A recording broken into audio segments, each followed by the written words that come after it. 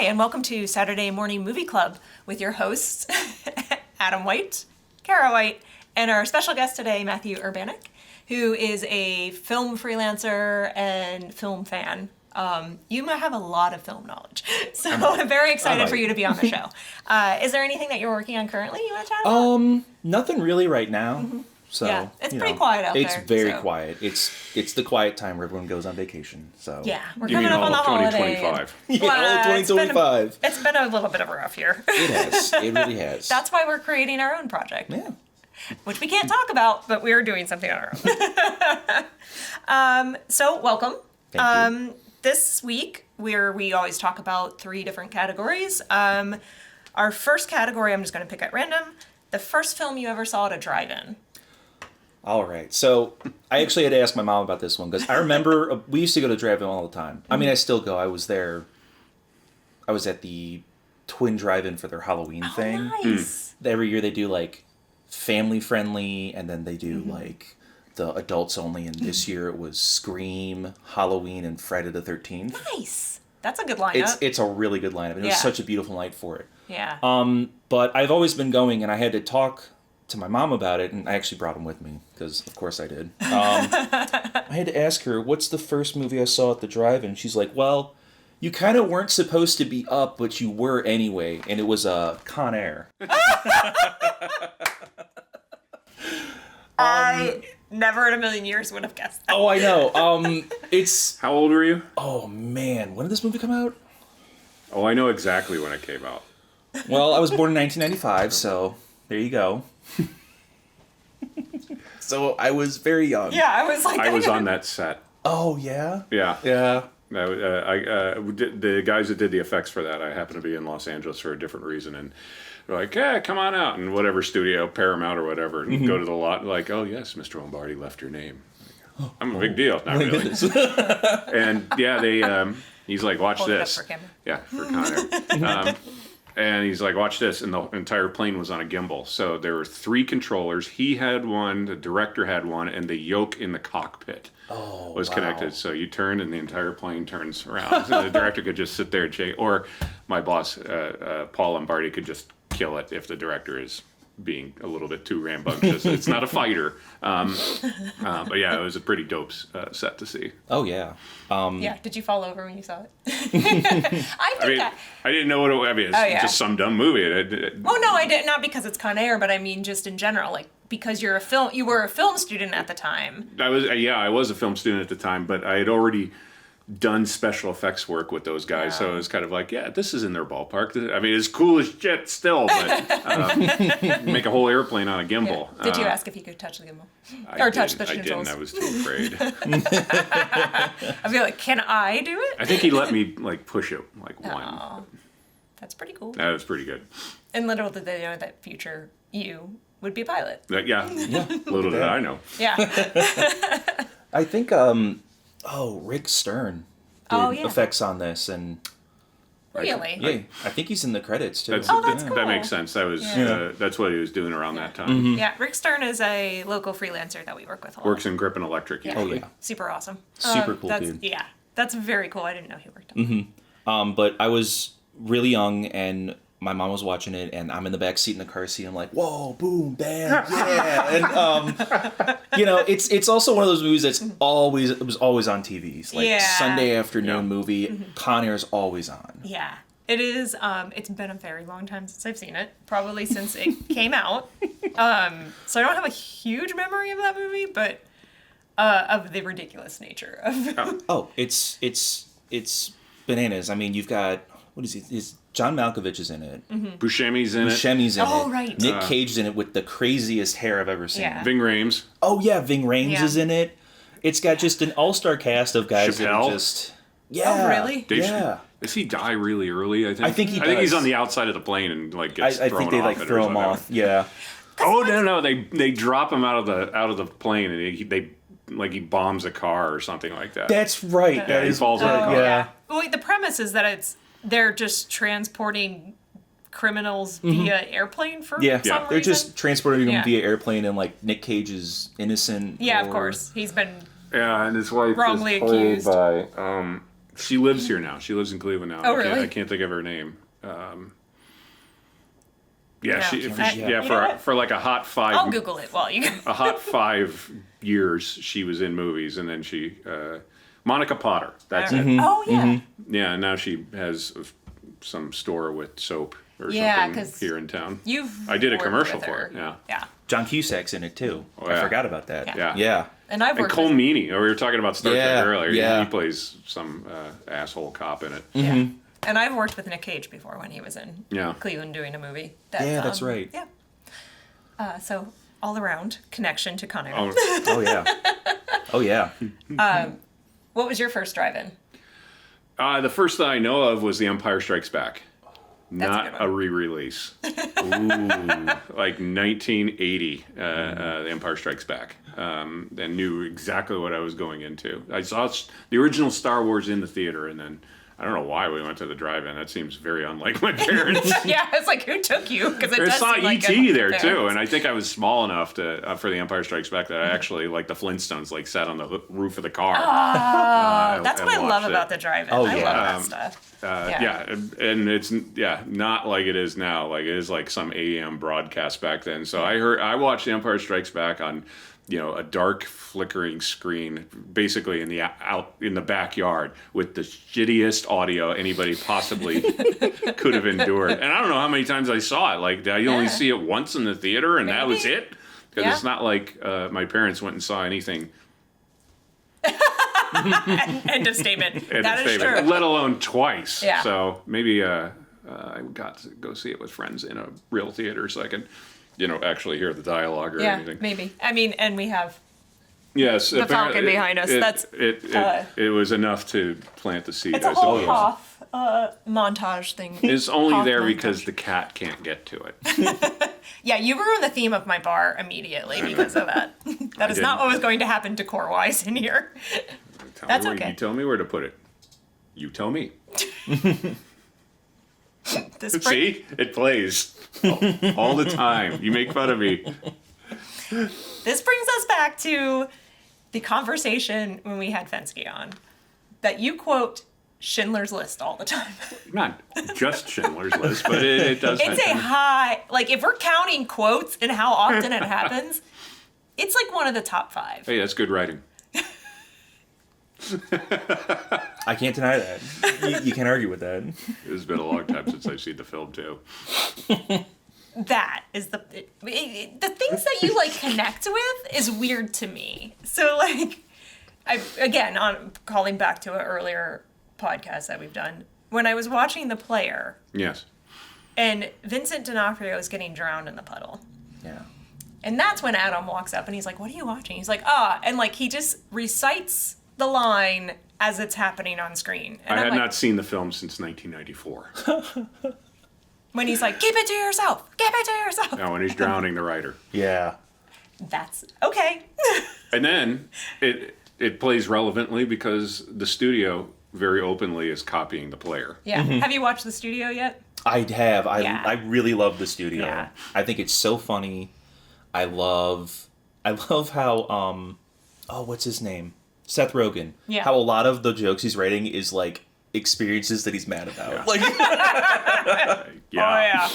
Yeah, Yeah. you watch that like somebody's when they're done with Hollywood and they don't care about all the bridges they're going to burn, they have to write a book about the making of that thing and precisely who they're making fun of. Oh yeah. Oh yeah. In some of these sequences, like who begged an actor to thank them during the Golden Globe? Oh yeah, like who was that? Yeah. What studio had ruined a oneer?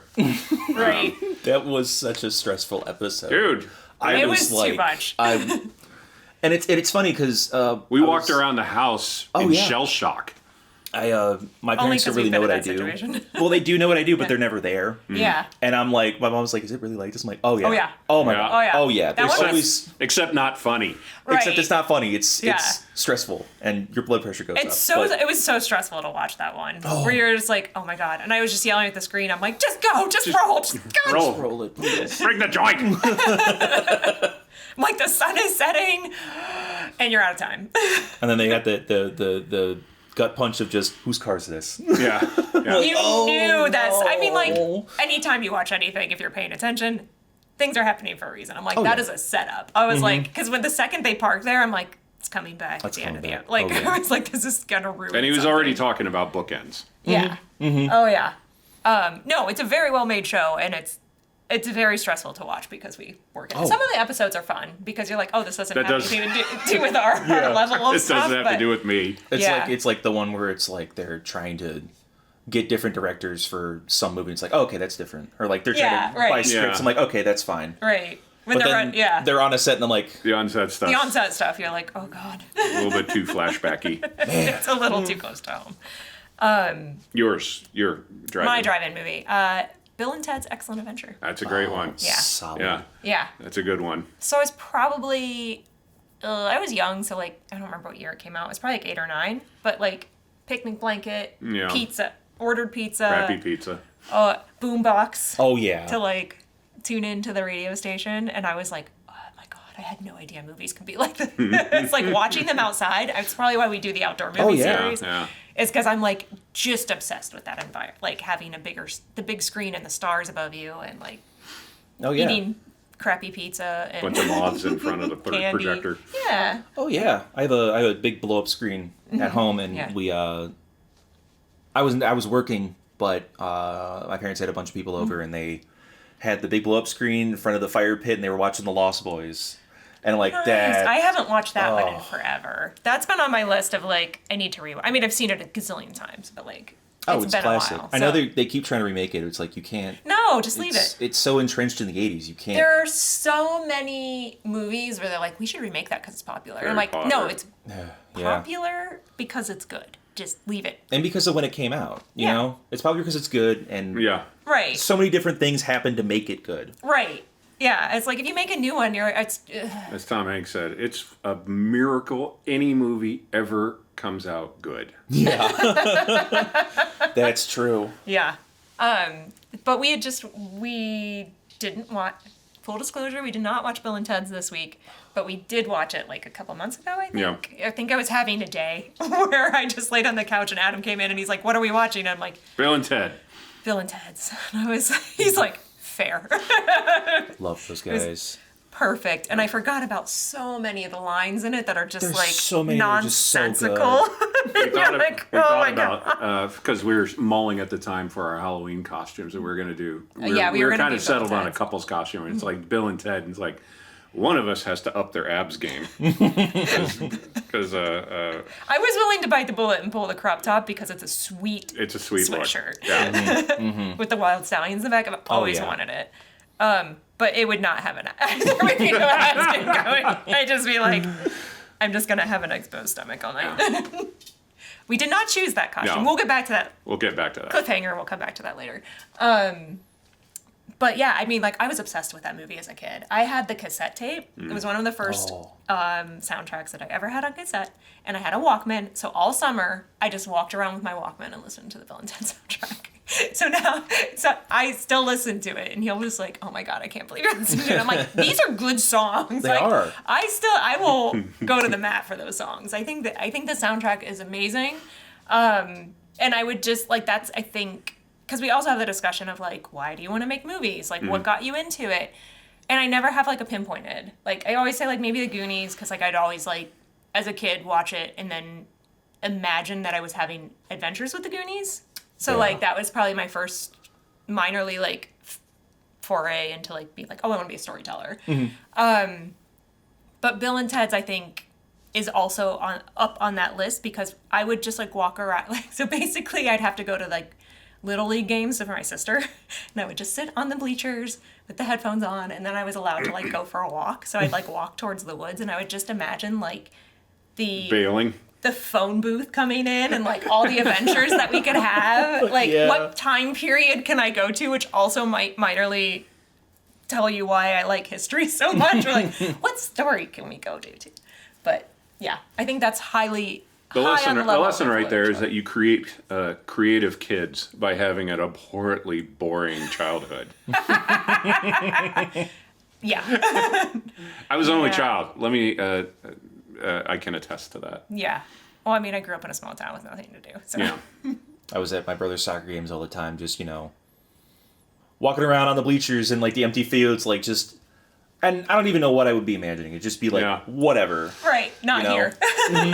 I am so not paying attention to this. Just like in church. Like I wasn't paying attention to church either. Church and baseball games. Yeah.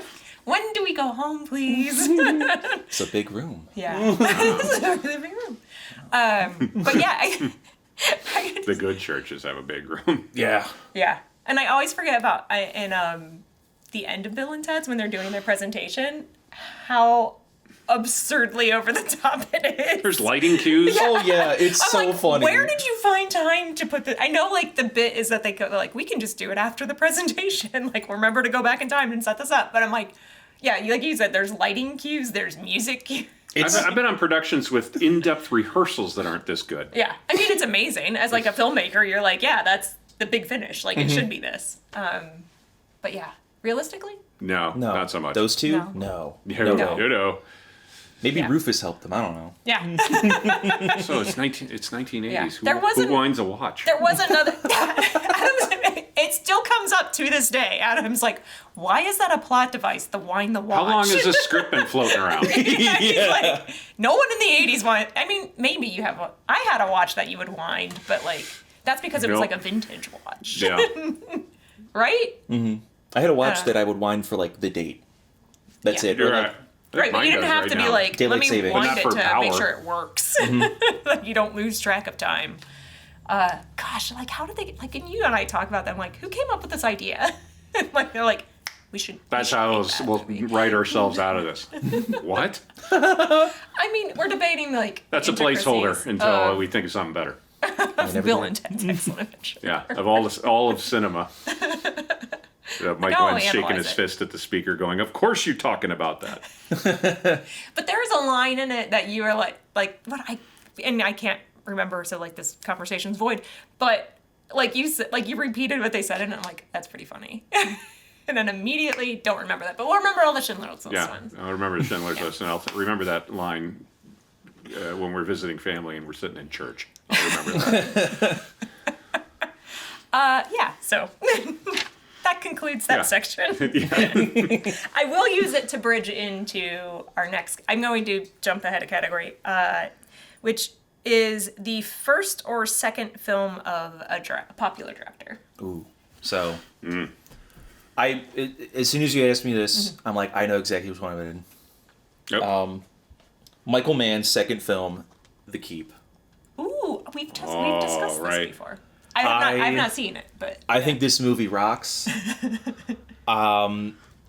It's weird because this was dumped on Netflix when Netflix was like just starting out streaming, and they would just like, we need to get whatever we can, so we have a library. Something, yeah. So we have something. So they just kind of, my brother and I were just going through it, and we settled on The Keep. We're like, oh, okay, that seems interesting, and we were watching. We're like, whoa. What? And then the Tangerine score, Dream score kicks in. Nice. We're like, wow, that's really cool. yeah. And then, became obsessed with it. And then, like, just recently, it's, like, got a resurgence in popularity. Like, they re-released the soundtrack on vinyl. They have a 4K master from The Negative, Nice. which is what I have right here. And it's just such a fascinating little piece. I don't know if you know much about it. No, please tell us. So I'm sure our listeners don't either. it's Michael Mann did Thief, and it's fantastic. Everyone should see it. Such a good movie. And then his second piece, he teamed up with Tangerine Dream again to make this like horror movie based on a novel. I can't remember who. I think it's Paul F. It's not Paul F. Tompkins. I can't remember the name of the writer, but it's basically like World War II. These German soldiers. I remember you telling me about this. Yes. are conscripted Yeah. with the Nazis, and they come across this Romanian town with this big keep in there, and it's like, oh, is it to keep something people out? No, it's to keep something in. And of course, the Nazis being greedy, they're like, oh, these are silver crosses, let's steal them, and they awaken this evil beast, and then the plot takes off. Yeah. It's been a million years. I want to see it again now that you're talking Yeah, about I it. was like, that sounds. It's fantastic. fantastic. Sounds amazing. Paramount kind of really screwed Michael Mann on it. It was supposed to be like a 5-act movie. It was supposed to be like 3 hours. They cut it down to like maybe 90 minutes. Oh my God. So like you'll Is be there watching. a cut of his? There isn't. He said that people have been really pushing for it for years to see the actual cut. And he came out recently. He's kind of disowned it, but he's kind of warmed up to it a little bit. Because he's, like, talking about it. It's like Fincher with Alien 3, where he's talking about it, which is more than anything. But he said that he tried to find the deleted footage, but it's in bad shape. But he won't go into detail of what the shape is, so we don't know. But the biggest problem that happened is the effects artist was a legendary effects artist. I can't remember his name. I should have looked it up before I came on. But he died after they had shot all the effects, but nobody knew what they were supposed to be. No. So there's just a bunch of stuff that, like, they didn't know what to do with. Paperwork, people. Oh, yeah. Fill out your paperwork. In case you drop dead. It's just... So many scenes just, like, start, and then it's just, like, really quickly resolved. A character will leave and come back and just be, like, suddenly angry at someone and, like, okay, sure. We're missing a reel. Oh, yeah. But it's got Gabriel Byrne's in it. Ooh. He plays a Nazi. Okay. And then Ian McKellen is in it because the evil demon Molasar that's killing everybody. He, like, writes some old language on a thing. It's like, oh, who's proficient in this? It's like, oh, Dr. So-and-so. It's like, well, where is he? He's like, where he put everybody. And then they just, jump cut to a concentration camp. And it's incredible because it's this thing of how, like, it does this interesting thing about how power corrupts because Molasar teams up with Ian McKellen, gives him his youth back, and then he's suddenly like, well, I have to kill everyone that's wronged me. And it's like, well, are you, like... And then there's, like, there's issues between the German soldier and the Nazis where he's like, I fight for Germany, you do not fight for Germany. My son died fighting you kind of people. And it's like, it's so interesting, but it's just like... And then it's like, then we're done with it. Because of the way it's cut, we don't have any time to, like, linger on it or explore it more. But it's just, like, moving on. It's a fascinating film. And then, the guy that fights the evil demon he's the actor that played the FBI director in Silence of the Lambs. Oh, my gosh. I can see him. Yeah. Not the director of the FBI or Jodie Foster's boss? Jodie Foster's boss. That's who it was. Scott Glenn. Yeah. He's in it, and it's... Which is the first name. I IMDb'd it. It's the first name is Scott Glenn, who's amazing. He's incredible in it. But the effects are fantastic when they're integrated properly. The makeup is stunning. And the production design is actually the production designer for Blade Runner. Oh, neat. So there's a lot of moving parts in it. That would have made it amazing, but Paramount cut it up, released it, and they're like, didn't do well in like 2 weeks. We're like, well, that's it. I'm like, cool. Studios. Mm-hmm. And then the mixing is bad because it's like a stereo mix. So like, well, maybe they'll revisit it. It's a good one. It's one of my favorites. It says it's available. I was looking up. His movie will get more attention as they're doing Heat awesome. 2. Heat 2, yeah. I'm really I'm going. It's on my list. Having done this has increased our movie watching game. Oh yeah, that's true. That we just kind of not do. It's not Saturday morning streaming series club. Right. We've definitely. I mean, because we did go through a phase where we watched way too many of the TV shows, and Adam's like, I just miss movies. Yeah. And so where we're done. It has a conclusion. Right. I don't have to be like, okay, I gotta wait for the next season, or like I have 10 more hours of the story to go. It's just like you get your 2 hour slice, 1.5 hour to 2 hour slice, and you're like, I get my 90 minutes. Walk away. I'm done. That's all I need. Yeah. I'm like, that's all. So like, this has been really refreshing to like have this show to be able to like, okay, like we have to watch movies. Like it can't just be like, just throw the studio on. But that's what we did last night. But it's so good though. Like, it is very good. I mean, there are things that like I'm still watching. We're still streaming shows, but like, anyway. Yeah. Back to it. Oh yeah. So, but I feel like we have also fallen into the rut where I'm like, oh, when we pick categories, I'm like, oh, I want to watch this movie again, and then it's like I'm just repeating. Oh yeah. One of the ones I chose, I literally rewatched. My DVD was bugging out, so I had to rewatch it in another way. But I rewatched it because I was thinking about it so hard. I'm like, I have to watch that again because it's really, really good. Yeah. Which we just had. So our movie for first time director, we picked Clerks.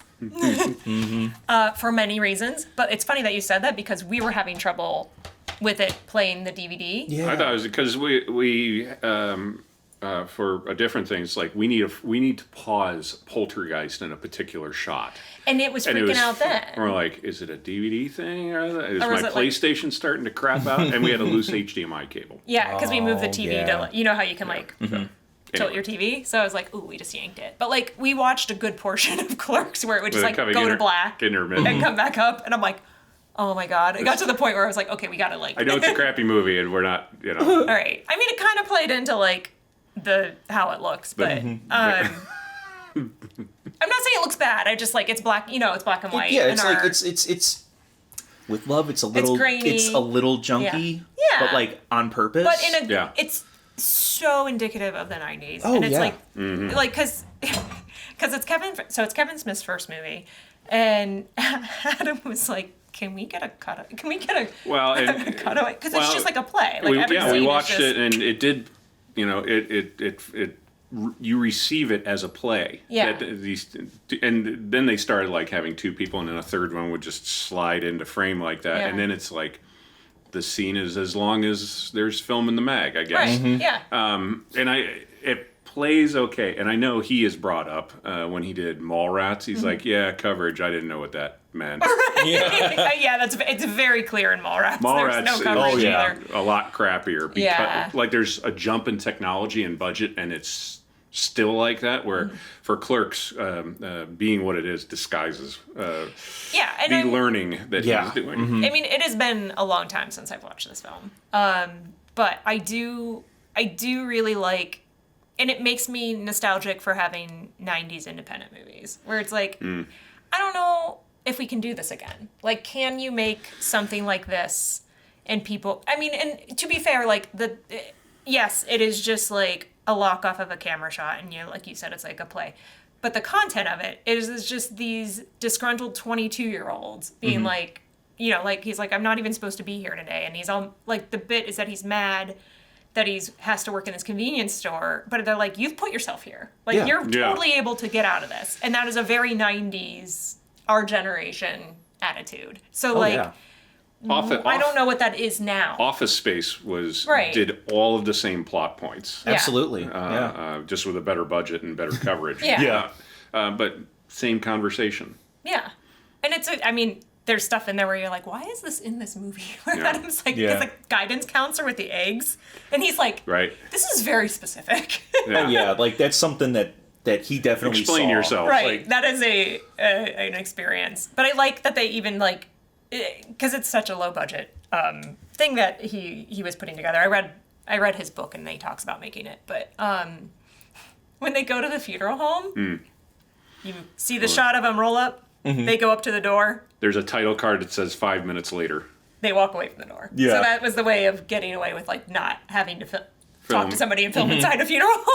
Like that's your low budget. Like clearly it was like they were there for like an hour. Shoot that shot, let's go. I forgot how much I liked it. And like my friends were in love with this. Like I see like Jessica, like I see my friends in this too. So it's very nostalgic to watch it, but I was a little disappointed that they kept fritzing out. I was like, I know we'll pour another drink and watch that again. Yeah. And this ties us into our last conversation about the Bill and Ted's costume, because this year for Halloween, we decided to go as Jay and Silent Bob. I saw that and I'm like, oh, that rocks. Jay and Silent Bob. Yeah. I mean, every outfit we were coming up with, because we were also like, we could be Gandalf and a Hobbit, but Adam would be the Hobbit. We wanted to reverse the size no matter what. Because I showed... Just have you stand much closer to people. We decided not on Gandalf because it would be way too hot. And he couldn't wear shoes. Yeah, you're going to... and we saw it at the party. It's like there are people that had brought, costumes that were like big big giants. Like, you're gonna take out somebody's chandelier. Yeah, you need can't to, even put that on in the house. No, I mean, you- it looked amazing. I've been at costume Yeah. parties time and time again where somebody just you look awesome, and now you have to stand in the corner because you showed up dressed as Optimus Prime. Right. Yeah. Or the beard. Or the beard. Like, I can't wear this fake beard anymore. No. So I think ultimately our costumes were pretty good. The biggest thing was the wig was a little itchy, but Yeah. that's also why I picked Clerks. Because I actually wanted to watch it before we went. Yeah. And then just to get a You reminder. missed all the J No, I missed all the bits quotes that we he's could have doing. been doing. Like, damn it. My favorite one that I missed was, this is Silent Bob, my hetero or life mate. Yeah. It's so funny. And, like, I was like, to be fair, if I was doing any of the J dance moves, like, I would have taken out half the stuff in their house. Yeah, you can't dance in somebody's party like that, slapping drinks out of people's hands. And There was a lot of things we could have been doing. what up, sluts? That's how I should have rolled into the party. That's how you roll. I think you should still roll into any party that we go to, even black tie in DC. Our clients will love that. Yeah, they'll love that. We'll never be invited again. To They're the going to be like, what? They will think What? it's funny and also be confused. What did I just say? Our third category was a movie from the 1950s. All right, so this is the one I just recently watched, like, very recently. I also have this one, Face in the Crowd Nice. with Andy Griffith. All right. Does he play a hard ass in this? Yeah, he's like a drunkard that's like also a country singer, country bumpkin, I've read about this. It's so good. My dad showed it to me. He rented it from the library in like 2017, and he's like, "You got to watch this." And I'm like, "Okay," and I'm watching. I'm like, "Wait a minute." It's I love when comedians go hard. It's Yeah, his debut film fascinating. too. That's fascinating. It's so good. He's just like, they have a little insert on here to show you how truly evil he is. Oh yeah. Oh yeah. He just becomes he's so down to earth, and like he's able to like influence people on the radio. Like people really like him, and he's like realizing, oh, I can make him do this. Oh, I can make him do that. I can do this and that. And then he's like, he gets a brand deal with Vitamix, and he's like, oh, this is how you sell it. You make it yellow, and everyone wants it because it's like the sun. It gives you energy. And then he gets the eye of politicians. Yeah. And he gets his own like variety show. And he's like, well, I'm going to do this. I'm going to change your appearance, and then everyone's going to love me. I can do whatever I want. And What year was this? 1957. It's directed by Elia Kazan. Yeah. Oh, okay, yeah. But what's really interesting is, what's her name? Patricia Neal is the person that finds him, and she signs him on, falls in love with him, and they get married, and then the wife, his actual wife, comes in, Whoa.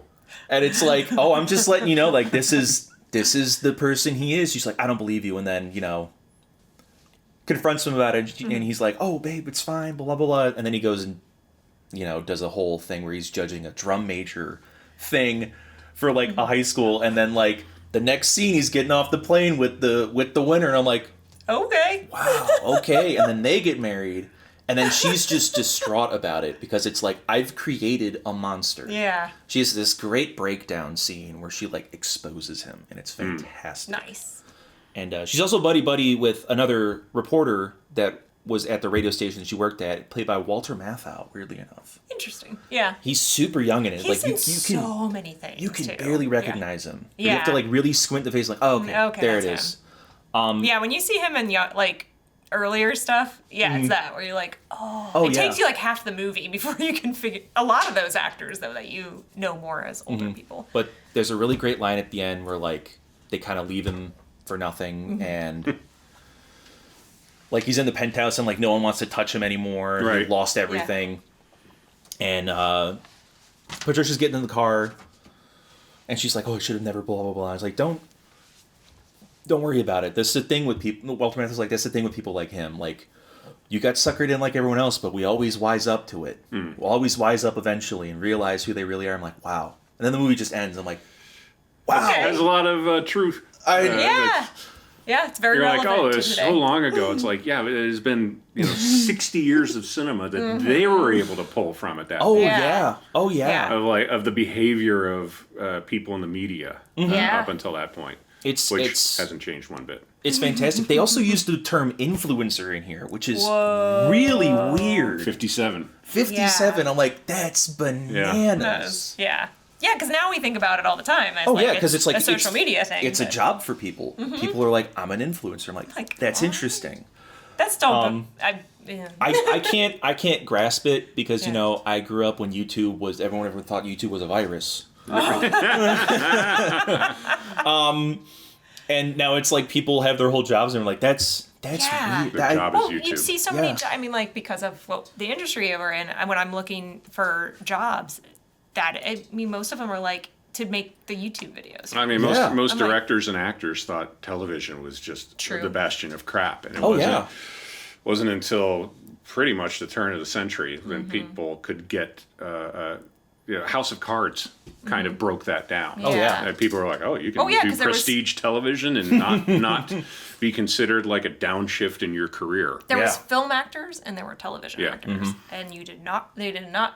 Yeah, Cross. once in Yeah. a great while, television actors could leap up to like Michael J. Fox Right. going to Back Oh, to yeah. the Future, but up until that point, Nobody like, went down to TV. nobody went down. Going down is like, oh, you're done. Yeah. You can't do movies again, so now you're doing Love Boat or something. Yeah. Like didn't Alan Ruck was in a bunch of movies Yeah. for a while, Yeah, and then yeah. he was on Spin City with Michael J. Fox. Yeah. I love Spin City. I love Spin City, Yeah, but then that's he good. came back through Succession, which is interesting.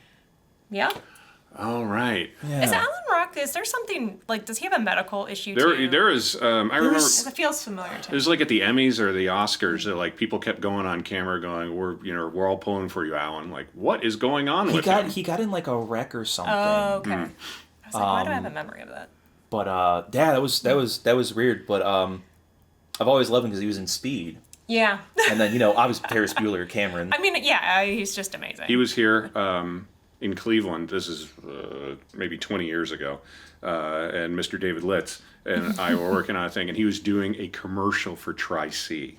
Whoa. He did not. And he admitted, he's like, I didn't go to Tri-C. He's like, I was seeing a girl who went to Tri-C. But then he was like, But they asked him to be in a commercial. and for he was Fascinating. pimping for Tri-C back then, and he told great stories of Jan de Bont, who directed Speed and Speed. Twister, that because of his foreign nationalityness, he couldn't curse properly in English, and also was quite the piece of work, as Yeah. everyone's heard. But yeah, Alan Ruck was lovely to work with. Yeah. We Yeah. couldn't get him to do I had a any giant Ferris crush Bueller on stuff. him. I mean, shocker, I had a giant crush on a lot of people when I was growing up. I'm like, he's cute. He was old when we were working with him, but when he did Ferris Bueller, he was like 35. I know. Yeah. I would never know. Yeah. No. I mean, all the 80s movies had, all the kids were. Yeah. All the In kids their were 30s. like, Like Judd Nelson. Judd Nelson's like 58 in that movie. Judd Nelson's like, I'm in detention, man. Like, don't you gotta go to Yeah. work? Like, I was like, for 30 years? For Like, how have you long? been? Yeah, aren't you like a roadie for like a 60s rock band? are you Yeah. the principal's brother? Like, Yeah. Because I'm not sure who's older. Is this like a Twilight Zone where you're like the ghost that's been trapped in detention for 30 years? Is Scott Bakula inside you? It's a quantum leap joke right there. I was like, there are a lot of references happening right now. People are like, I can't write them down fast enough. I think there was a comment this morning about somebody was like, there's so many references in that show I couldn't keep up. Sorry. Yeah. Yeah. Our brains move fast. So, what the hell are we talking about? 1950s movie. Oh, yes. We picked one called Kansas City Confidential. Yeah, this came down And the this was pike. kind of a movie. It's my early movie roulette. Yeah. For this as well. It was a little bit that we got off of the TCM app. Or it might have just been coming on and we were like, Oh, was it? well, we're going to sit down and watch Okay. it. Because we were like, Kansas City Confidential? Like, how many cities do you have of a confidential? Right. But then I was like, it must be quite, because a season of Fargo was based in Kansas City. So it Yeah, must have maybe been that was like a thing in the 50s large, or 40s. Yeah. Crime contingent. syndicates Yeah. that were based in there, which is moderately true because Kansas City Confidential starts in Kansas City for the first 8 minutes, and then it leaves never to see Kansas City or the States Yeah, again. it's like they in Mexico or Cuba or something? I think it's Mexico. It's Mexico that they go down, So and it's that's where the rest of the movie takes place. You know, those awesome, like, 50s sets where there's just palm trees in front of, like, every camera angle. And, like, it's just all in a... it's all in the back lot. Hotel resort or something, so the basic premise of it is there's a group of criminals who they rob a bank. And there's a guy who is their getaway is to have this flower van. And the criminals, that's part of the getaway. They watch this bank, and every day a flower van shows up at, let's say, 10 in the morning. So they're like, all right, when that flower van leaves, a flower delivery we're going to have a duplicate that'll be there. And then when we get in it and take off, then everybody will blame the flower guy that shows up there. And we'll get away scot-free. Yeah. The premise is what happens to the flower guy. Yeah. The real one. And then you follow what he... Because he gets arrested. They pull that guy over and arrest him. And he's like, I think he also has a criminal past, but like... Yeah, it was a little shaky past, yeah. so like him losing this job is very bad. It's the only thing that he possibly gets. So now he's like, I'm tracking those bastards down that set me up. And now it's him on a revenge play for the rest of the movie. Going to get the rest of... In Mexico. And the bit is that like all the criminals wear masks. So like there's a guy who's put the team together. Like he's the boss. And so nobody knows who each other is, but he gives them all like a card, like a playing card. Oh, okay. And at the end, he's like, I'm just going to take the money because of the heat. And then, like, you guys can get it later. And they're all like, wait, what? And so, like, he's like, oh, well, I'll have these cards so you can, like, we know that it's you. Like, Because we don't know anybody's ID. Yeah. If somebody gets caught, nobody can roll on everyone else. Yeah. So nobody knows who each other is. So they're all meeting in this. That's where they're to meet, is at this hotel in Mexico. I can't remember how our main guy figures that out, but that's how he knows to be there. And then that becomes like the reveal as they're going, and then it like all gets entangled, and like the guy who's the boss was actually like a former police chief, and he has a daughter who's there as well, who's studying to be a lawyer, and she falls in love with the flower guy, and like so it gets very convoluted. I'd have to look up if it was a novelization beforehand. Maybe. Probably. It feels like it. I enjoyed watching it. But when we were watching it, I go, it's very Reservoir Dogs. Yeah, like that I was whole, gonna say. Yeah, and so Adam's looking up later all the facts about this movie, and he's like, Quentin Tarantino inspiration for Reservoir Dogs was Kansas City. There it is. And I was like, there it is.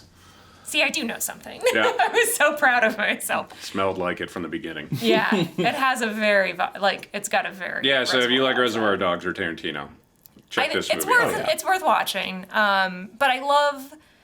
like that afternoon of like Turner Classics on, a movie's coming on, and you're like, all right, let's sit down and get into it. See if it's any good. I mean, we've tried it before. Some of them we were like, okay, like that was enough. But usually it's something that's interesting and pretty good. Yeah. So that's why that's what we picked for the 1950s. Have you watched anything else this week? So because I work at the theater, I get into movies for free. Yeah. Which is great, especially there's a lot of good movies out. Yeah. There's been a lot of good movies like the tail end of the year. Nice. I just saw the new Yorgos Lanthimos. Okay. Begonia.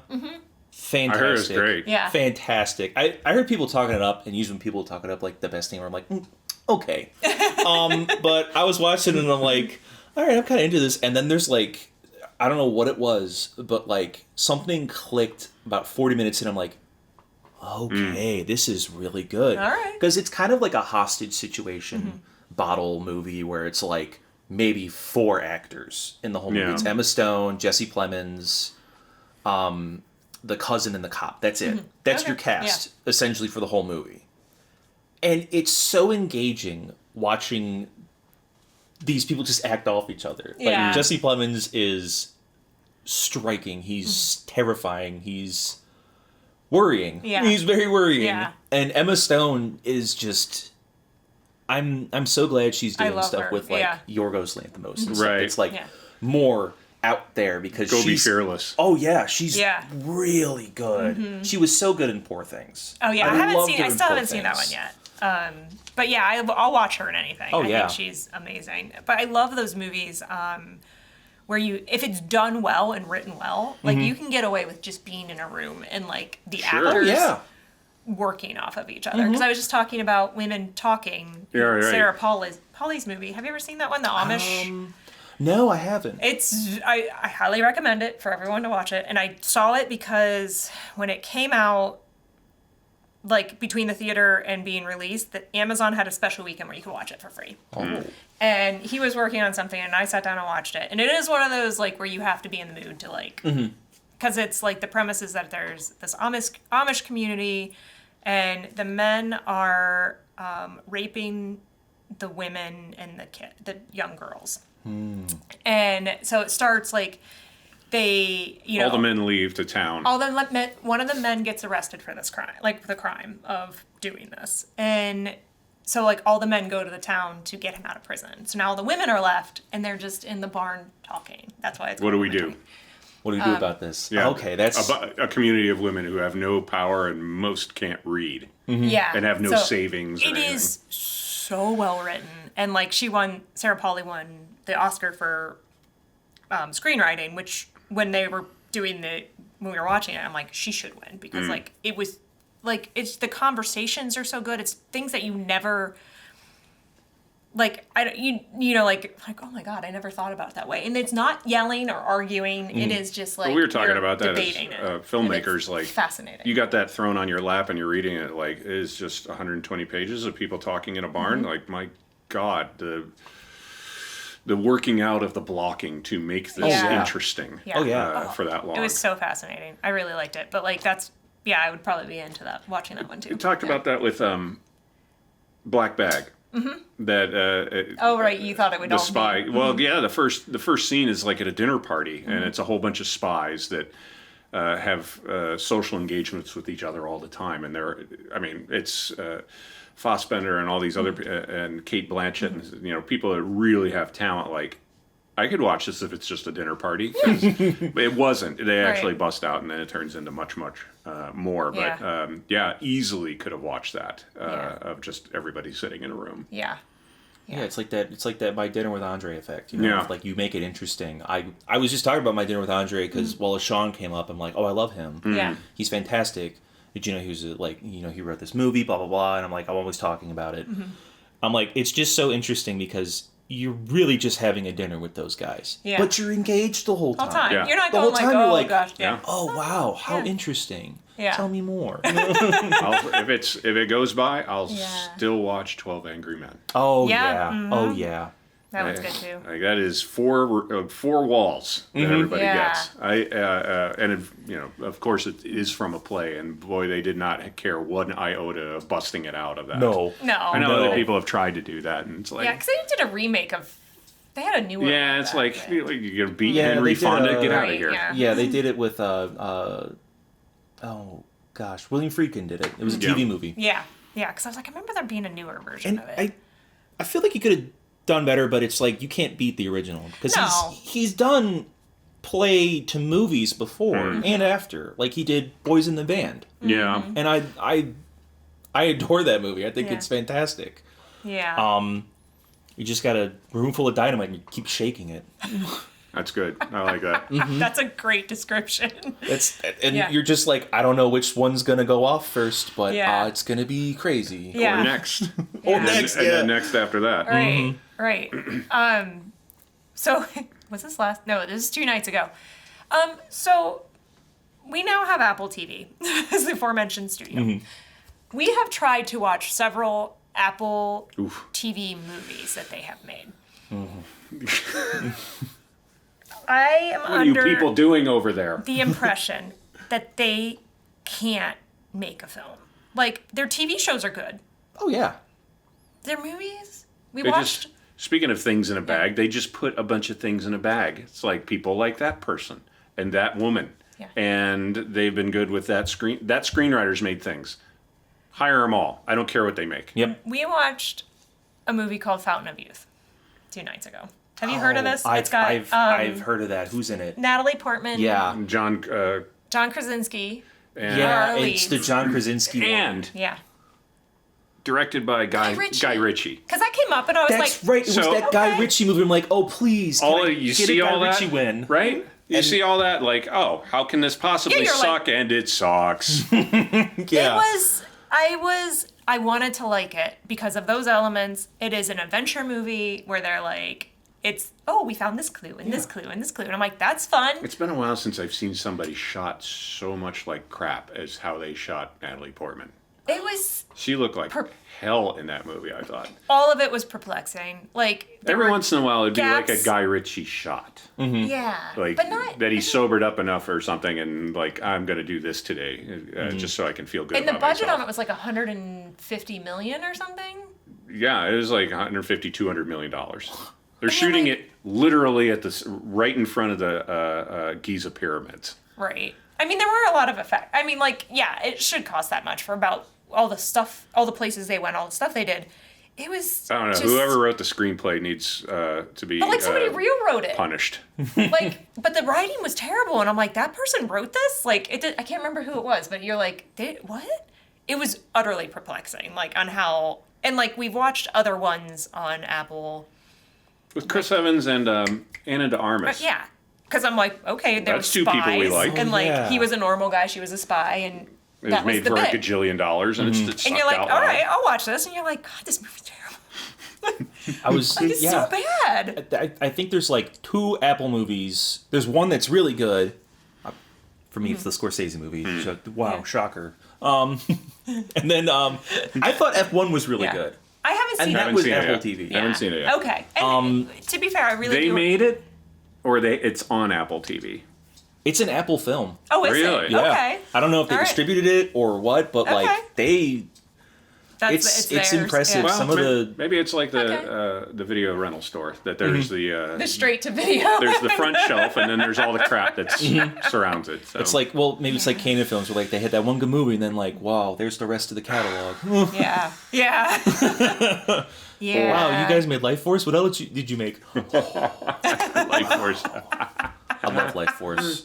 Which I watched with my mom and like the big asparagus flew away and she's like, that sucked. Why'd they just leave? I'm like, I don't know. I don't know. But it was fun. It was Roll fun with it, until then. Mom. That's what I kind of felt about Fountain of Youth, where you're like, what? Like, okay, Yeah. now we're doing this. Yeah. And now we're doing that. And I'm like, what? Okay. Which also is a terrible title. What's it about, Fountain of Youth? It had... So here's the thing. It had the Last Crusade ending. Oh. Where it's like, you can drink from the Fountain of Youth, but it'll take... You got to go get it. No. And then he gets shot, and now you got to go get it. But Jesus, people. they shot him in the arm. Like, he's like, I don't want to get in. And I'm like, what? Right, it's Last Crusade, but you don't have the balls to do it right. There's no peril. Like, the whole bit is that you... You're shot in the arm. no. Like, mortally... I just... we're in went there. Cairo. I'll just walk Yeah. to a hospital. It's Yeah. Yeah, you're supposed to mortally wound him so that he's forced to do it. He's just like, yeah. okay, I'll just get in then and do the thing. And Well, I'm they like, did it. They did it after that. Like he's in there and like they spray him with gunfire. It's like I felt like But a it's, like, producer too late. walked into Yeah. set and said, "What are you doing? Make it perilous." Oh, okay. Bap, bap, bap, bap. There. like, it was, Boo. God, I was so mad.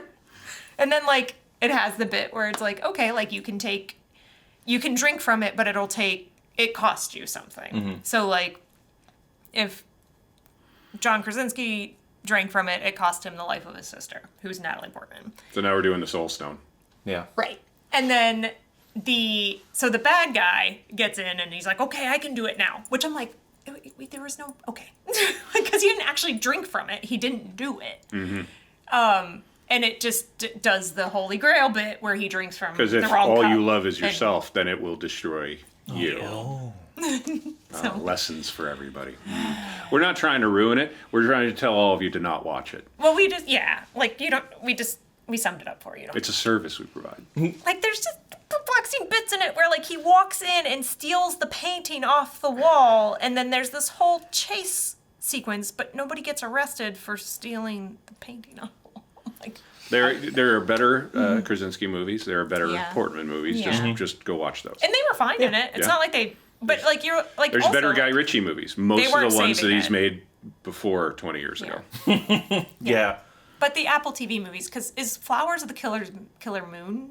Mm-hmm. That's an Apple Yes. one. Yeah, That's 'cause- one I do want to see that one. Because he spent all that money on Irishman, and it was fine. Yeah. But then, white noise happened, and Right. Netflix is like, oh, we can't do that again. So he's like, all right, bye, and then he goes to Apple and does the same thing. Like, Right. Yeah. it's like, all right, Yeah. I'll go do it at Apple. And Apple's like, Yeah. Scorsese, of course you course can you use can. a bunch of money. Which then you they can- portray in the studio. Oh yeah, yeah. He was so funny in that. Yeah, that was pretty good. Both them crying and sobbing, pointing. It was his swan song. What an honor to be on Martin Scorsese's last movie. Oh shit, there he is. They have to make a Kool-Aid movie, and he's like, I want to make a movie called Jonestown. And they're like, ooh, we can connect Kool-Aid. That can be the Kool-Aid movie. And you're like, oh no. As soon as he said Jonestown, I'm like, Yeah. oh my god. We're doing this. Yeah. This is the level we're doing. It was Gotcha. pretty good. Yeah, very good. Yeah. I won't. Oh, you know what? Did you see I Like Me, the John Candy documentary? I didn't. Oh, okay. But, I was curious to see what you thought about that. Cause my parents did, and they said it started out okay, but then it really got good. Yeah. Like, Yeah. halfway through, it's like, okay, Yeah. now we're going. The first act of it is rough. where you're like, oh no, like this is gonna be like when it's the It was directed by Colin Hanks, and he'd done other ones before this, but yeah, it was kind of like a hot mess getting into that. Yeah, but like it gets very good. So I highly recommend watching that one. Because John, like, I mean, I like John Candy, but Yeah, I like love it reminds John me of Candy. like. And then I was like, oh god, there's all the John Candy movies I need to rewatch because I haven't seen them in forever. Yeah. Trains, planes. I love that one. Hey, it's That's almost really good. Thanksgiving. It's almost that time. It is that time. We'll sit down with that. You got 3 hours. You watch JFK for that Yeah, 4 minutes that he's in it. Right. It's a good 4 minutes though. Yeah. It is a good 4 minutes. we always You're do crazy like your mama. We always do the trains, planes, automobiles where he grabs them and he just shakes them back and forth. That's when I'm really worked up. Where I just grab Adam and I pull him back over. My dad's so funny with that movie. He loves Steve Martin. Steve Martin's his Yeah. idol. Absolutely watches everything Steve Martin's ever been in. He likes Trains, Planes, but he doesn't like that Steve Martin's mean in it. Right. Yeah, And yeah. I'm like, I get that though, because Yeah. it sucks that He's so mean awful. to him. And you see in this documentary, Steve Martin's interviewed, and he is tormented by that. He's like, That he I was mean to John hated Candy. that I had to Oh, be mean yeah. to him. He's like, 'Cause I he's rewatch like- it, and he's like, I can't watch it. Because it's not like doing like a scene with Bill Murray. It's like where Bill Murray's like, he almost feels like he's only half into it. Like he's acting Yeah. with John. And he's like, John made me feel bad. Like John's acting his Yeah. ass off in front of him. He's like, I'm the worst person ever. I made Yeah. John Candy sad. Yeah, Yeah, 'cause it's it's- really fascinating. It's that documentary scene to in the watch that. motel Yeah. where he just goes off on him with like completely undeserved. Yeah. He did not need to do that. And then it's just like, and Yeah. then John Candy's just like, "Want to hurt me? Go ahead." I'm like, Yeah. Yeah, he, Yeah. and it gets into it. Like his dad dying young and living on borrowed time and all that. But he was just like, God damn, why didn't that guy or Belushi? Because Yeah. like right when they feel like they're just turning the corner and they are going to own Hollywood. Yeah. With how tortured they can get to what they're doing on screen. "Oh yeah, Then they shuffle off the mortal coil. Yeah. Farley." Yeah, Farley the same. same way. I think he could add legs to him. Yeah. Well, he recorded all that stuff for Shrek, and I don't know if Yeah. you've ever heard some of his stuff. okay, It's yeah. like really personal and like really intimate stuff Oh, wow. that he's speaking about. And like he would relate to that because, you know, on SNL he was very much pushed to be like the Right. funny fat guy. Like Yeah. everyone loves the Chippendales thing, but he did not want to do it because it's like I'm that. I'm fat, that's the joke. Right, And yeah. oh Candy said the same thing. yeah. Yeah. What's his name? Patrick Swayze really was like, "Hey man, you're not a joke." Yeah. Oh. And like that was like a big thing. But Yeah. And that's minorly like they did it like Hollywood doing to like what they did to Judy Garland. They did it to John Candy, but in the opposite direction. Because he's like, oh, Yeah. I'm a wreck. Like I need to stop smoking. I need to lose weight. And he lost a bunch of weight. And then they're like, oh, We need you fat. we like we need you you being fat though. You're the Fat's funny funny. fat It's guy. funnier Yeah. when you're fat.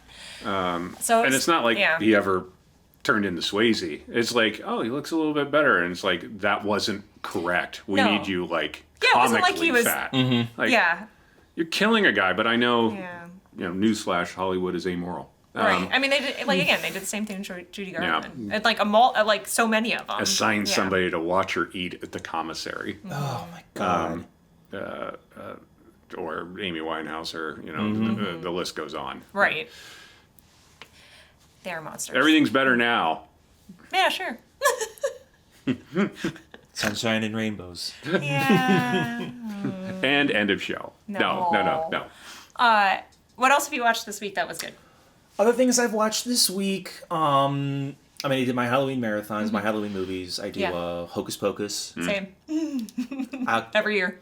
I've never watched the second one, but it's like I can't because it's not worth it. It's not. That's what everyone says. I'm like, it's not worth it because they're just trying to make them. Oh, they're the funny. The funny girls. I'm like, but they were also threatening and. Right. Everyone forgets that. We just Everyone discussed that in the forgets last the peril. episode. They did that in the last Ghostbusters. Or even the they were actively trying the to one with kill the ladies children. in it. Like there's no peril. It's just we're funny. Ghostbusters had peril. Hocus Pocus had peril. It eats me up too because people were hanged in the first 5 minutes. Yeah. Looking back at like the female Ghostbusters, for example, I think that cast would have done really well if they had a better script. Yeah. And adhered to a script. Right. Because the directors are like, oh, just ad-lib. Just ad-lib. I'm not a fan. I'm not a fan of that style. And like, I do like the female Ghostbuster one, but there's a theatrical version, and then there's the whatever cut. It's not a director's cut, but the other cut is very good. Oh, okay. Like it's much funnier because I like that one much better. Is it more like comedically timed and everything? Yeah, it's got extra stuff in it that makes it make more gel better. And people, when they have that style of let's put up 2 cameras and just let people think of stuff, which is undisciplined crap. Right. Then they always try to point to things like, we're really big fans of Monty Python and stuff like that. Monty Python scripted every single frickin' word. Nothing was made up on set. No. Yeah. That's not how they do. It's undisciplined filmmaking, which sounds like far more serious than a comedy should be. But also, it makes your comedy not just a big pulsing crap bag. Yeah. It was like, what did you cut out? What do you do? Yeah. I always had this thing. Jay Johnson and I talk about this all the time. A comedy should be no longer than 90 minutes. Right. Yeah. 90 minutes is the perfect length. True. And I hate that so many comedies that I watched growing up, like Step Brothers and like the other guys and stuff like that, they always came out with like the extended cut. Like, I don't want that. I don't need more. Yeah. You had it perfect, and you don't need to touch it. You cut it to that for a reason. There's comedic timing. Yeah, there's comedic timing for a reason. Like it works in that bit. Like I don't need to sit here and like watch you like ad lib and keep going and be like, none of this is funnier than what you did before. Yeah. It's just more. It's like, I'm done with the scene. That's all I need. People like more. Well, give them what they need, not what they want. Right. Yeah. If they want more, just write another movie. Watch it again. Watch it again. See the sequel. Speaking of 90-minute movies, we did Beetlejuice again. Oh, because that's Halloween. Because it's Halloween. Yeah. What were your other Halloween ones you watched? My other ones, we kind of went crazy with it. Usually we only watch a few, but like we were up late that night. Yeah. We did Hocus Pocus, and then we did Trick or Treat. Oh yeah. Yeah. I haven't seen that. Yeah. It's like a little. Every once in a while, I'll have it on, and you're like, "What is this?" Because they show it on TV. I like it. I like it a lot. It's this nice little like Halloween night, and you have like different stories merging together. It's all in the same small town. And some of them are grosser than others. And But it's like it's an anthology film. Right. It's fun. Yeah. I miss that. I know a lot of people like that one. Like I'm so on it, but like I'll like if it's on, I click on it and they're like, okay, what part am I watching? Yeah. But I think I've only seen it in entirety like one time. Yeah, and then Halloween 3. Okay. Season of the Witch. It's my favorite because I think I like the first Halloween a lot. Yeah. Michael Myers is really good in that. I think, and it's very obvious by the second movie that they are out of steam. They're like, I don't know what to do with this guy anymore. Yeah. Okay, she's his sister now. Right. Okay, that's why he's still here. That's why he keeps coming after. Yeah. And then Season of the Witch is like, all right, he steals Stonehenge and he puts it in a bunch of masks, and sells them so that he can sacrifice all the kids in America to bring back the ancient Celtic tradition of Samhain. I'm like, and he makes robots? Yeah. Okay. All right. Sure. Why not? Like, impress me. It's like, let's just go ham. I don't care. And then everyone's like, where's Michael Myers? So they're just like, okay, Return of Michael Myers. Fine. Fine. All right. Boo. Yeah, they had the first Nightmare on Elm Street on this week. yeah. It might have yeah. been like before Halloween, but like we didn't watch all of it, but it was just like the ending, and I was like, oh, it's been a while since I've seen this, and I'm like, oh my god, the ending is so infuriating. Where she's like in the house and she's yelling at the police, like, help me, and they're just like, ah, and I'm like huh? What? like there's fire Across smoke coming out, like you can see Freddy Krueger following her, and they're just like, oh my god, and the front door's locked inexplicably, so she can't get out. Like, why is the door locked? Throw a chair through a window. She did, but there's bars on all the windows. Yeah, you put bars on all the freaked windows. out, Right. put bars on all the windows Right. for some reason. Well, which she's also drunk didn't the make any whole sense. movie. Yeah.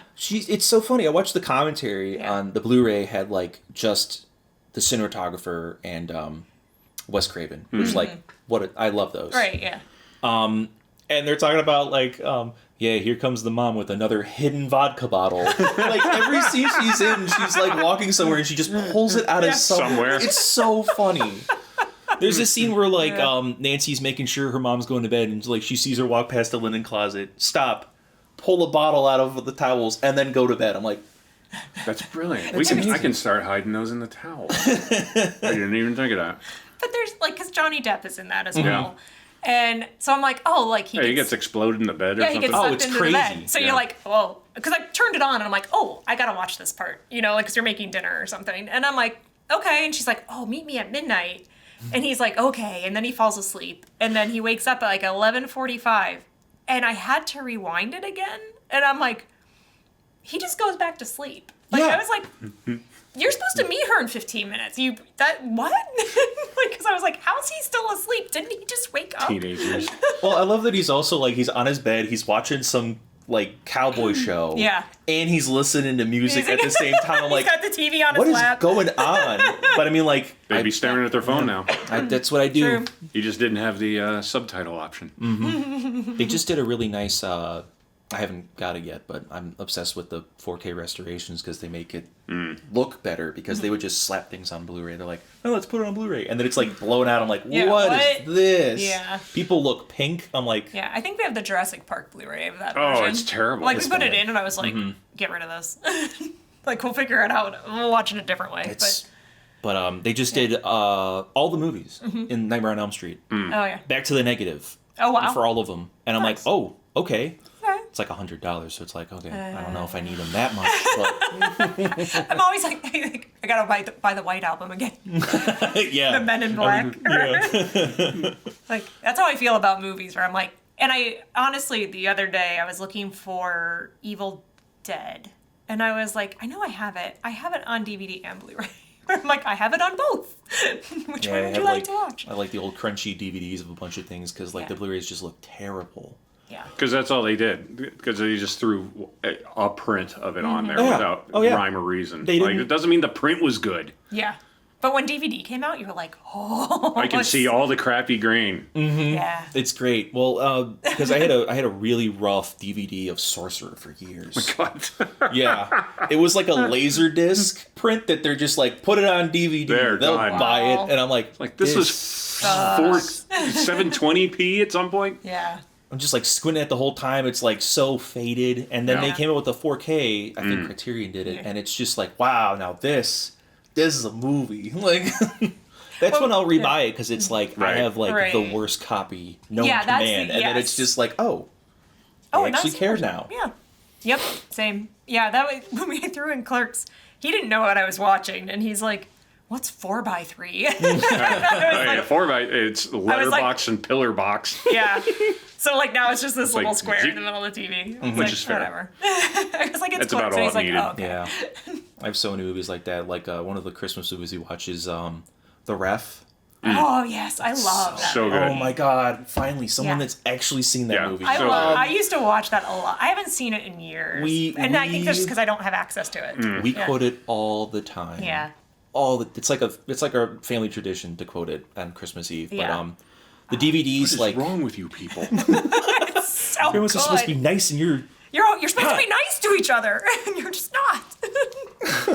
just love And, like- the mom is so funny. It looks Yeah. too sweet, then don't eat it. I mean, Dennis Leary's Don't think amazing. I'm So, so oh funny. yeah, I can see her face. I just can't think of the actress's name. Judy.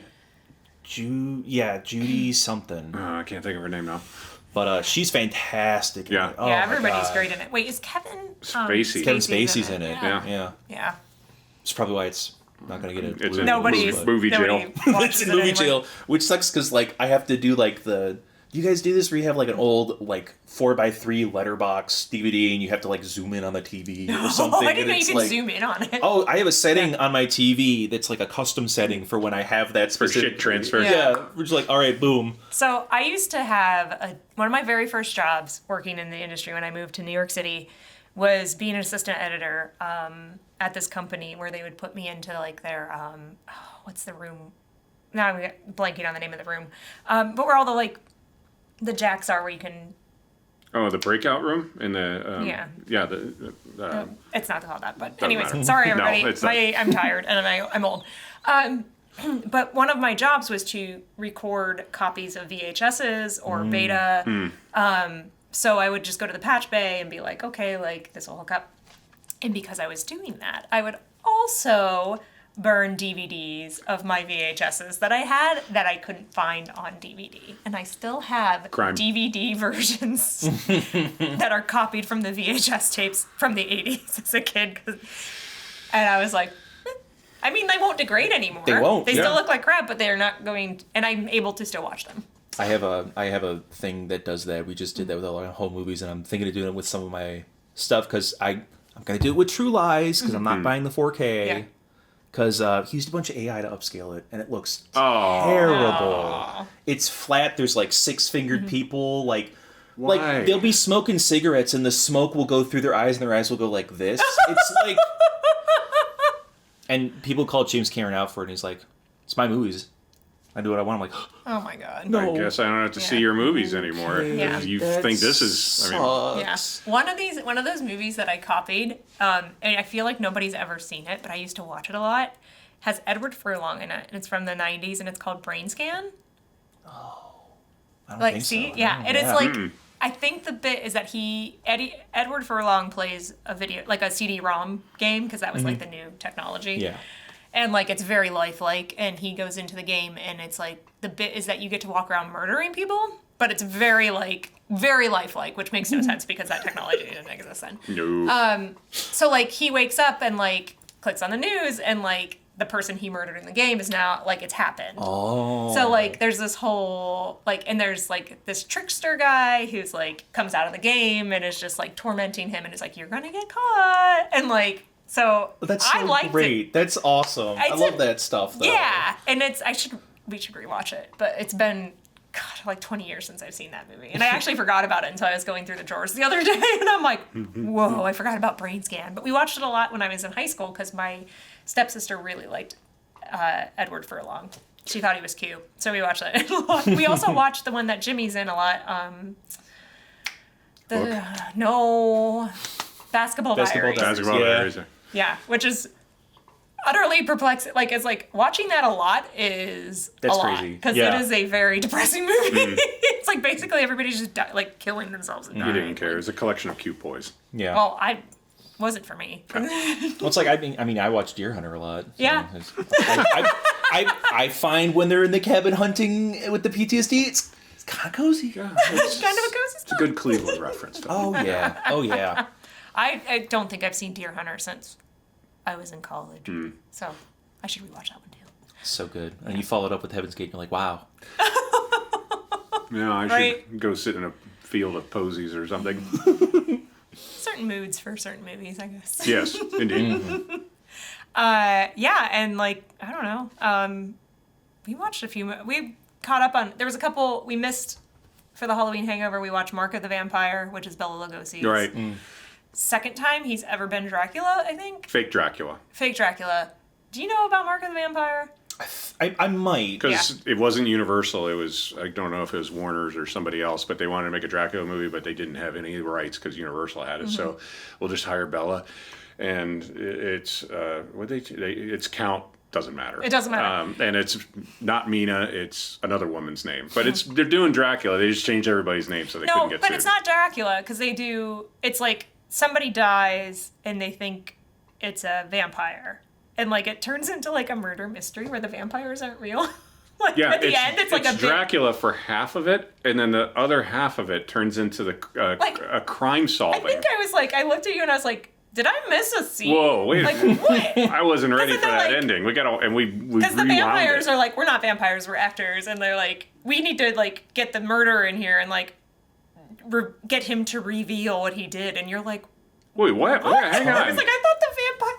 What have we thought been we were doing dealing with this whole movie? vampires. It was and like I've seen like people talk about it all the time, like in the Turner class, like like it's always panned as like why what like Yeah. it's such not a hard good. turn. It doesn't. It's just super perplexing. I mean, like I feel like that's a good challenge for somebody today is to like remake that and make it good. Yeah. Like figure out how this works because Yeah. it is Give that to Rodriguez and see what he does with it. right. Like I would love to see that actually done well because it is intriguing enough where you're like, all right, but like what Boy, they it is did. not. Yeah, it is handled with thumbs. Yeah. Yeah. And then, of course, we rewatched Cabin in the Woods because we were with our niece, and she's like, what should we watch? And I was like, let's watch this. And she's like, okay. She promptly fell asleep. She did fall Oh, asleep. it's like the best Joss Whedon movie. Yeah. Honest to God. Yeah. It's like it's so good. It's so well written. I have such Yeah. an issue with how Joss Whedon writes anything. Yeah. Like I know I'm huge on Alien 3, but I think Alien Resurrection sucks because I don't like how he writes Ripley. It's like weird. And I'm not apologizing for somebody also that is in director jail, but when he wrote Alien 4, he was like, whoever directed it was a French director. Oh, yeah. He said every choice he made was the wrong one based on the script that I did. It's like I did this script, handed it in, which is absolutely a beta testing for Firefly. Oh, yeah. And whoever directed it, which I can't think of his name. Oh, yeah, he did City of Lost Children. That's what he did? Really? Yeah. Oh, wow. Yeah. Huh. And nobody remembers shit from that movie other than the basketball toss that Ripley does over her head. Everything is a crap decision when it comes to. So I don't blame, since Joss Whedon didn't direct it, I don't Oh, yeah, yeah. squarely blame it, but boy, it is a bad movie. That's a bad movie. The best part is like the last 30 minutes when they reveal like the alien human hybrid. Like, okay, now we're getting weird and like I'm into it. Now it's getting weird. Like now, everybody's idea is game, Yeah. including when Sigourney Weaver said, "I should have sex with the alien." Yeah. Like, I don't think you should actually. let's table that. Why don't we think about it? We're full up on ideas right now. Well, we take a nap and come back to it. We're full on ideas right now. But yeah, Eesh. Cabin in the Woods is so good. I remember the first time I watched it, I'm like, okay, yeah. Yeah. I mean, I love Evil Dead. Yeah. I love these kind of movies. And then it's like, Yeah. and then the two plot lines, Yeah, they flick on the TV screens. I'm like, oh, right. Okay. And the first scene is with Bradley Whitford and the other guy that are rolling around. But And the car- boy, the- you cannot put two and two together. no, you can't. Oh, I mean, like, it's one of those, like, it's, when you rewatch it again and again, you're like, oh my god. Because it's now you're all- you're so many in on it. things. For the second watch, you're like, okay, The first now I know watch, what's going you on. are lost You're like, halfway what through the Completely movie. lost, and you're like, going on? Like, all I these do- characters aren't even. That was a smart person, and now they're stupid, and Right. like, what is happening? Yeah. Like, okay. Yeah. Okay, I mean, it's all I got explained. it. I mean, like, it's all, because it's all, like, making fun of horror movie tropes. But, like, I It's think done in such a loving way, though. in a loving way, and it's, like, points stuff out where you're like, oh. Because Yeah. you're like, why is she being like that? And they're like, oh, we put chemicals in the hair dye. Make her to stupider. make her To make You're stupid. dumb. Like, oh. I don't know if a sociology major would look like a Hemsworth, though. No, I mean, like. I'm not saying. I don't want to speak in generalities. That a guy who looks like Thor could be a sociology major. And, Dolph Lundgren has a quantum physics Right? degree. Yeah, that's so, what I was going like, to say. I've Who knows? yeah. yeah, there are. And he only did acting to like. Didn't he only do acting to like pay for college? Oh, really? I Or don't something know. like that? I remember. I need reading Mike something Wine on weird the about it. Yeah. I need more context. I don't know. Did that movie that he shot here in Cleveland ever come out? The one where Dolph Lundgren was in the COD? As he came here, yeah. like in German uniform and all that, like to be a submarine commander. They shot something in the COD with Dolph Lundgren. Maybe he was just having fun. The COD is a World War II submarine here in Cleveland. Yeah, I it's like love a that museum thing. piece. Yeah. I love it. I went on a haunted tour years ago of Cleveland, and we stopped in there and we got to walk through Nice. Yeah. after hours. I'm like, oh yeah, that's this cool. rocks. Yeah. If you ever go to Chicago, and because they have a German submarine that's outside the Science and Technology Museum, and you tour that, you're like, the COD is a Cadillac compared yeah. to that Really? thing. The Yeah. car is so small. Yeah. The They had like Germans weren't concerned with comfort. No, Here's my shock face. Shocked face. they have that big U-boat. It's like, I love that U-boat. Yeah. Every time I go to the Science and Museum, I'm like, I will pay extra to go on the U-boat. I don't Absolutely. care. Why would I Yeah. not do that? I love the picture of them dragging it across the shoreway Yeah. to get it mounted. It's So there. It's good. done. Go in if you want. Yeah. All right. Well, Anyway, on that note, talking about way different things than movies. we'll talk about everything. That's a wrap on our newest episode of Saturday Morning Movie Club. Thanks I for have joining no us. idea how Absolutely. it ever Thank you for having ends. Thank you for coming. One day I have an idea on like how to have an ending, but I don't have the prop yet. Yeah. So I'll it's fill you coming. in about it. We're when gonna have a done. fantastic way to end these. Yeah, because I'm always like, and we're done. So thank you for being here. Of course. And join us next time for whatever happens the next thing.